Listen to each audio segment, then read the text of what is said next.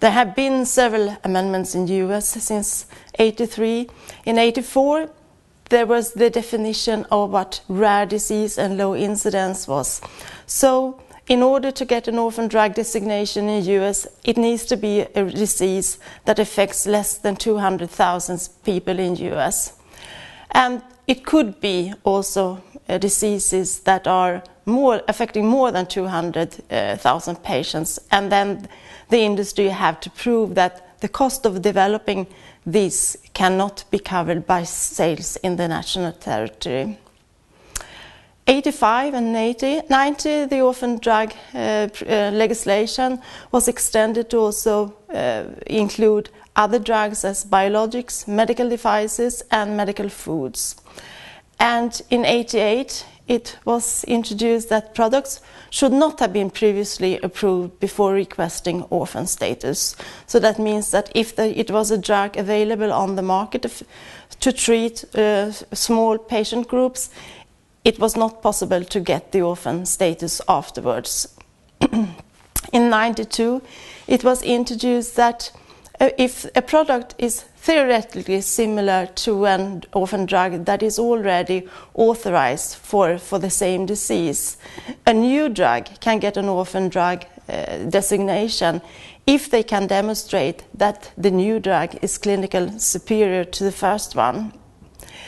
And more than one sponsor can receive designation for the same drug for the same use. But the 7 years market exclusivity will only be given to the sponsor that first files a complete NDA. So after the orphan drug legislation or act had been law in the US, there were other countries that followed. Singapore in 91, Japan in 93, Australia 97, Korea in 98 and Taiwan in 2000. In Japan, the orphan status is received if the disease to treat is incurable, there is no possible alternative treatment, or the efficacy and expected safety must be excellent in comparison with other available drugs. A number of affected patients must be less than 50,000 on the Japanese territory. That means less than 4 in 10,000. There are several incentives in place in Japan. The administrative incentives are that if there is an orphan drug designation, there will be a fast-track marketing authorization procedure. And there is a possibility from the Orphan Organization for Pharmaceutical and Safety to receive consultations on development of the protocol and some advice on the application. And there are 10 years exclusivity once approved. The financial incentives are that there are governmental funds available to cover a proportion of the expenditures devoted to research and development. And there are up to 50% of the development costs that will be reimbursed. And there are tax reductions for the R&D expenses.